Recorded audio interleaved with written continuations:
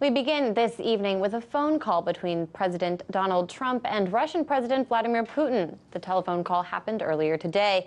Among the topics discussed, Syria, Iran, North Korea, Ukraine, and Afghanistan. For more on the details of this conversation, let's cross live to RT America's David Miller in our newsroom. What details can you share with us about the conversation between the two world leaders today, David? Yeah, President Trump did speak with the Russian President Vladimir Putin before leaving for the Thanksgiving holiday break. And here's the president speaking to the media before he boarded Marine One. We had a great call with President Putin. We're talking about peace in Syria, very important. We're talking about North Korea. We had a call that lasted almost an hour and a half.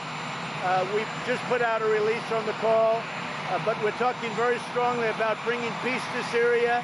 We're talking very strongly about North Korea and Ukraine.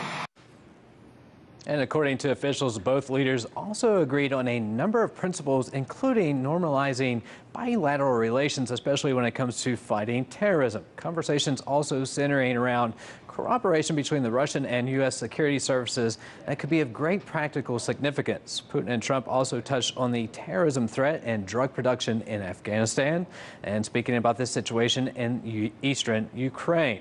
Putin once again underlined that there is no viable alternative other than the full implementation of the Minsk agreement by all parties to the Ukrainian conflict. And Trump and Putin did last week on the sidelines of the Vietnam APEC summit in mid-November.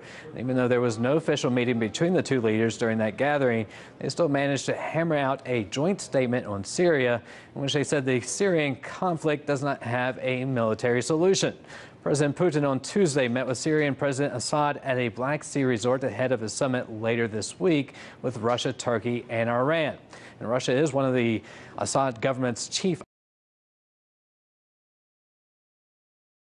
anti-Assad rebels. Putin told Trump that Assad confirmed his commitment to political reforms in Syria that included constitutional amendments. Assad also supported the idea of holding presidential and parliamentary elections as part of the transitional political process.